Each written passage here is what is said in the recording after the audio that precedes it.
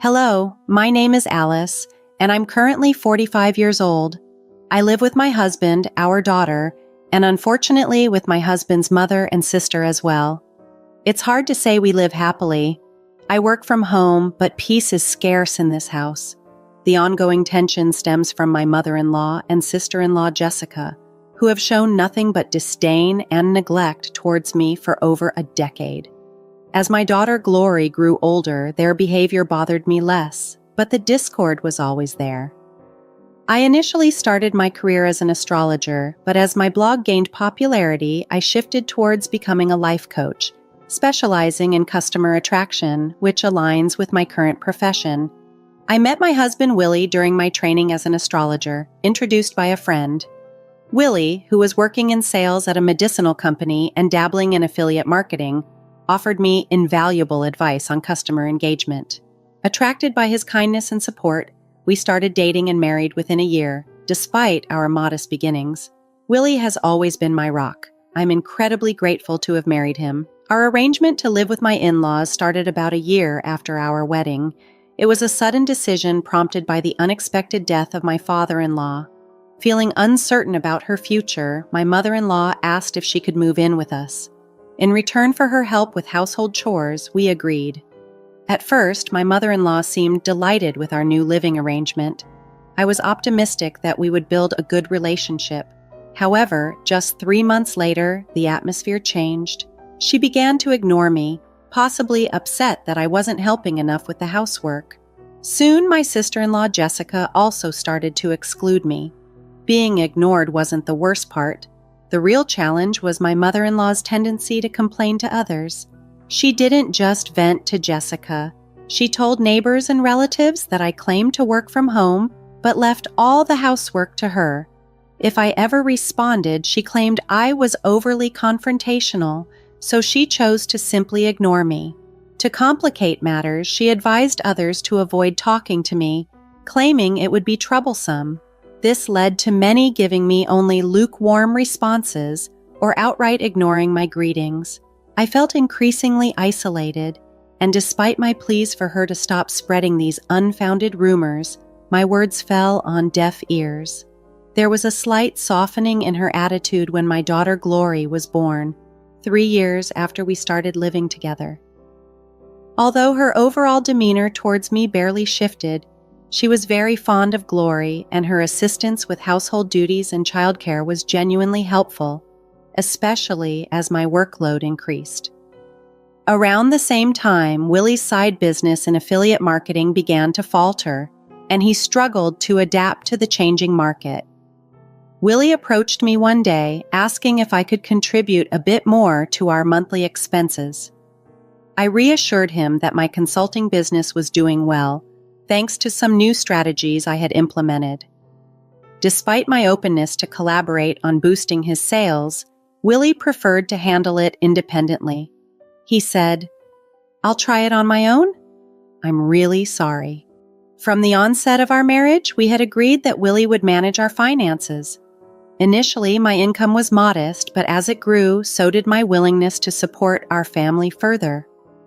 Willie was always a bit hesitant about involving me financially, but as my consulting sales improved, he became more open to accepting my contributions. Initially, I could only spare $200 monthly, but as my earnings grew, I was able to increase my contributions, sometimes even up to $2,000, although this wasn't consistent every month. I had the option to give more by dipping into our savings, but I was cautious not to overextend our finances. Willie struggled with his side business, and his pride often kept him from seeking my advice. He started spending more evenings out, often at cafes, coming home later each night. Around the time our daughter Glory was 6 years old, Jessica, my sister-in-law, got married and moved out. Although she didn't move far and often visited, bringing her young son Eric to our house. When Eric turned 1, Jessica decided to start working part-time. My mother-in-law enthusiastically offered to watch Eric until the evenings, which Jessica gratefully accepted.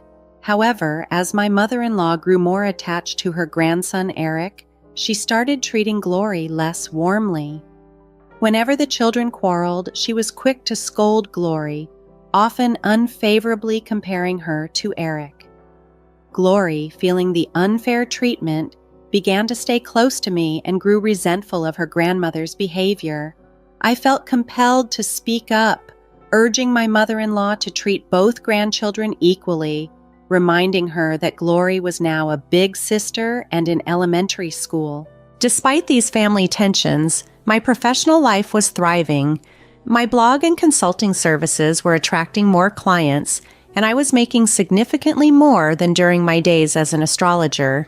When Willie came to me, expressing concern over his company's financial health and hinting at possible missed bonuses, he asked if I could contribute even more to our expenses.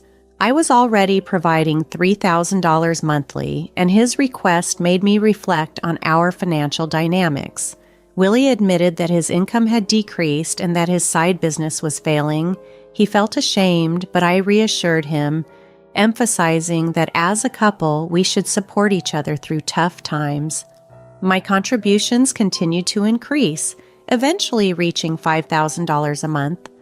Despite this, I respected Willie's desire to manage our household finances, careful not to bruise his pride. However, when Glory entered 7th grade, Jessica unexpectedly returned home with Eric, following a divorce sparked by her infidelity.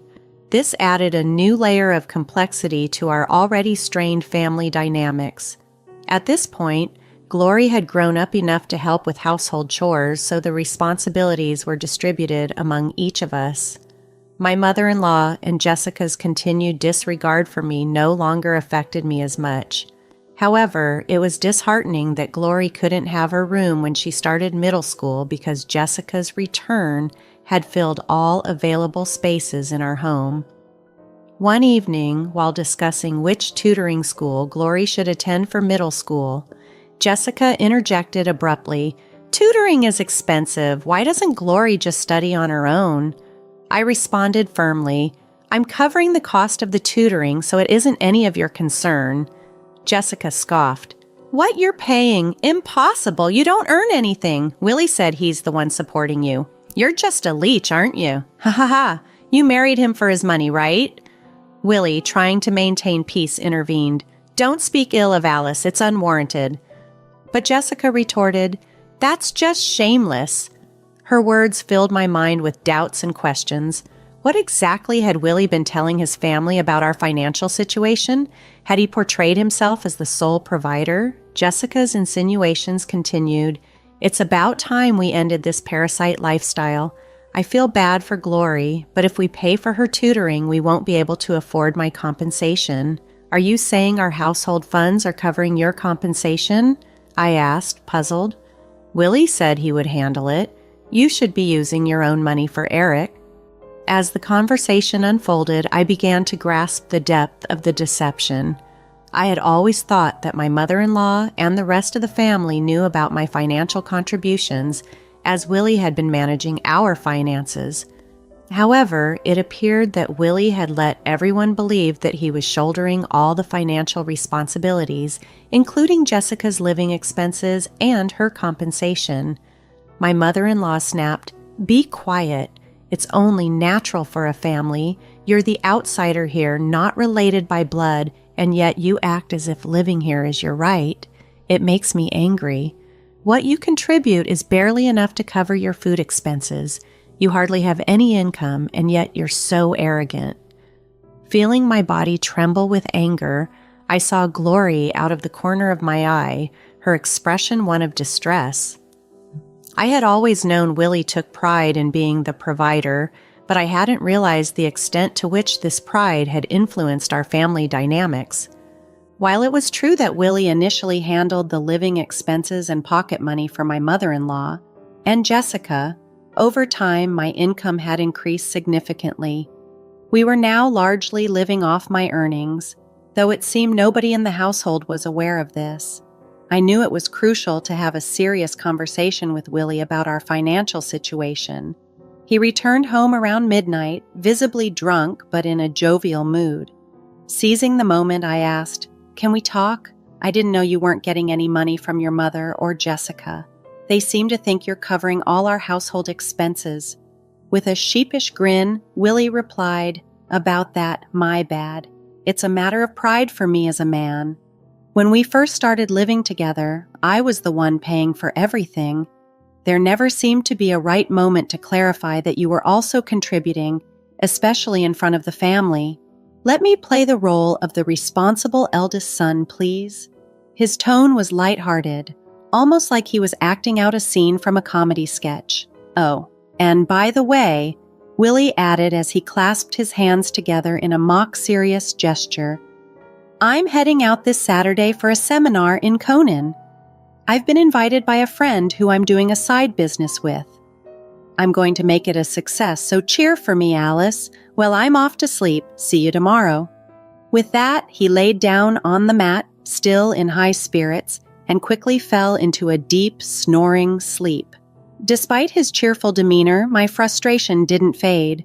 Willie's late nights had become more frequent, and we hadn't had a proper discussion in a long time. His drunken admission seemed almost like a joke, but come the weekend, Willie truly did leave with a large suitcase. In Willie's absence, I decided it was a good time to take Glory back to my parents' house for a change of scenery. However, upon our return, we were met with a shocking sight. Piles of trash bags were stacked in front of our entrance. Upon closer inspection, it was horrifying to discover that these bags contained mine and Glory's belongings, tossed together as if they were mere garbage. "What is this? Why is this happening?" I exclaimed, bewildered and upset. Glory, in tears, pulled her beloved stuffed animal from one of the bags and hugged it tightly. Angry and confused, I approached the front door, only to find that the locks had been changed while we were away. It was clear that this was the doing of my mother-in-law and Jessica. I rang the doorbell and knocked several times, but there was no response. Peering into another bag, I found a note that read, "Parasites disappear, never come back." A surge of anger welled up within me. "The real parasites are you," I shouted, unable to contain my fury. This was the most hurtful and disrespectful treatment I had ever received from my in-laws in all 13 years, and the fact that they made my daughter suffer in this way was utterly unbearable. My patience finally shattered under the weight of mounting anger. I hastily packed our belongings into the car and drove back to my parents' house, vowing never to return to my in-laws. "I'm curious to see how the parasites manage without their host," I muttered, frustrated and hurt. Upon our arrival, my parents were taken aback by the situation. I hadn't shared the full extent of the neglect and financial issues orchestrated by my in-laws, nor their disdainful treatment towards Glory. I didn't want to cause them unnecessary worry. Yet, seeing the condition we were in, they were visibly upset. "You don't have to go back there. You should seek compensation," they insisted, their voices thick with anger. My mother's empathetic words, "You really had it tough," brought me to tears. For so long, I had been struggling silently, but no more. Resolved to face my feelings head-on while at my parents' home, I reached out to a friend who had introduced me to Willie. She was well connected with Willie's business circle. "How are you? I need to ask something. Do you know if Willie's friends are at that big entrepreneur seminar in Conan?" I inquired.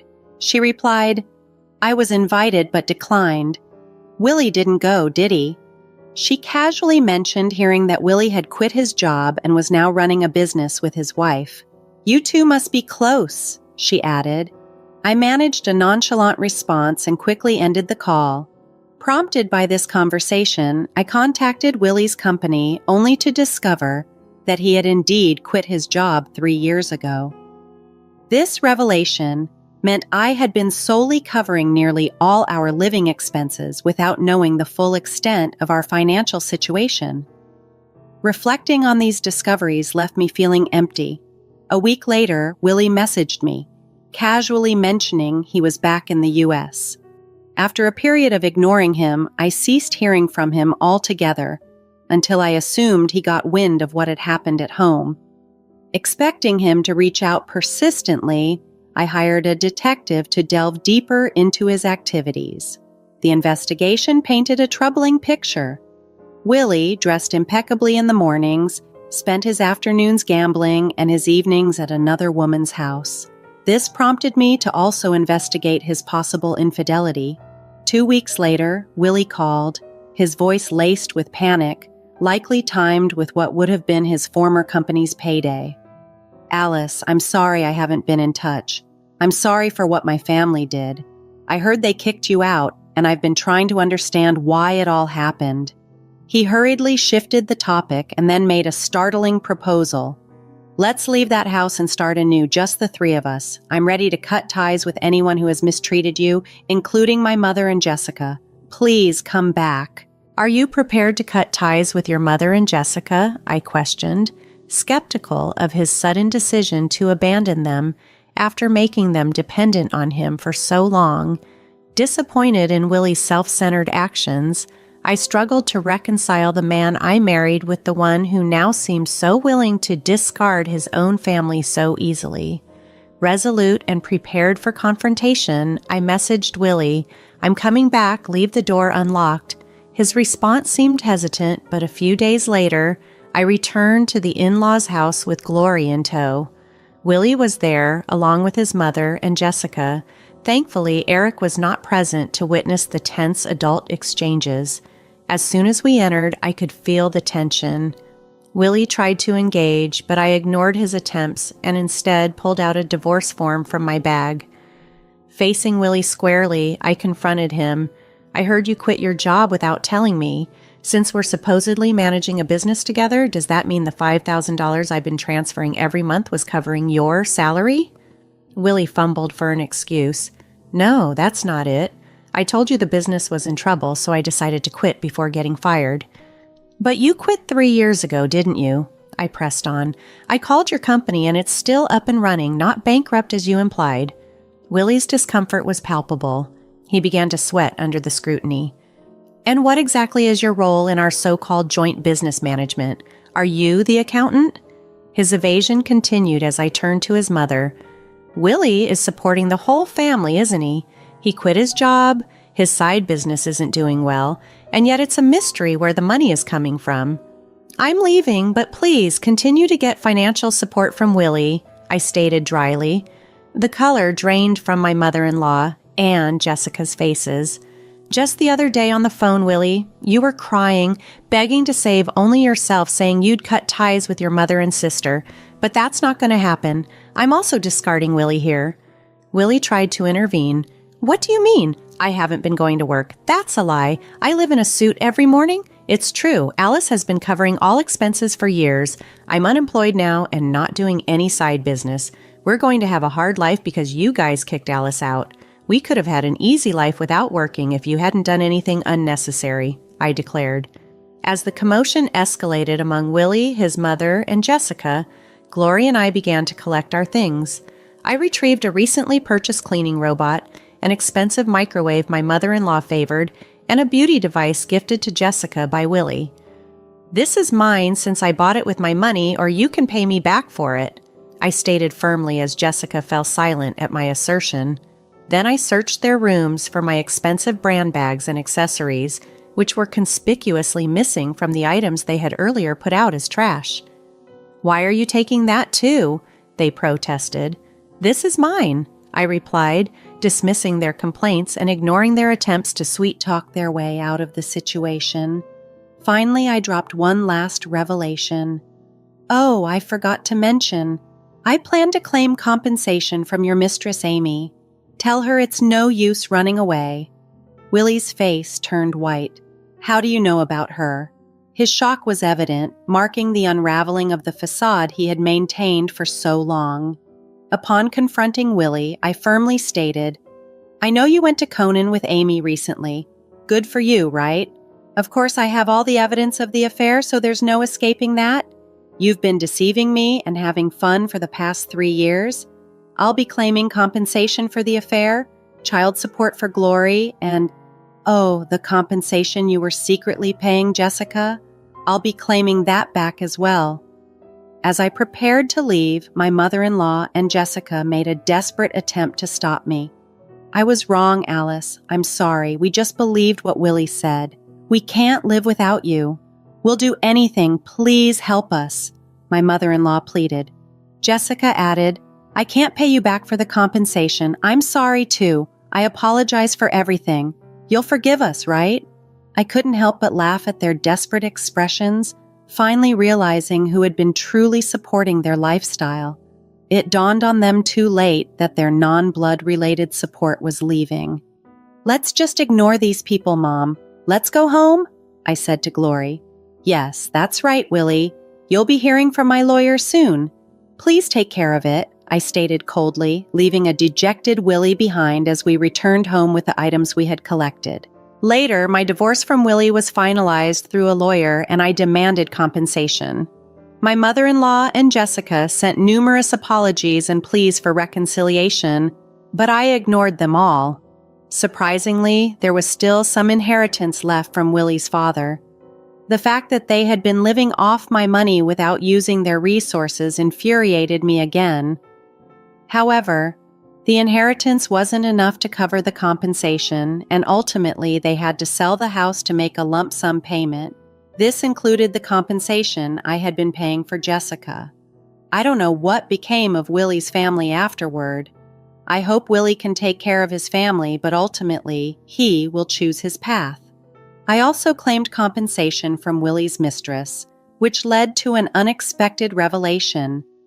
Through the lawyer, I informed her that Willie was unemployed and I had been supporting the family.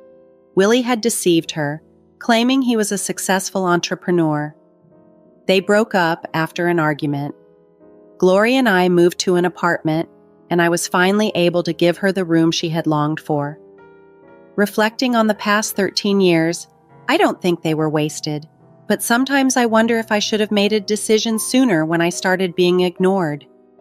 Now I feel happy that my home is a peaceful place, free from the turmoil of the past.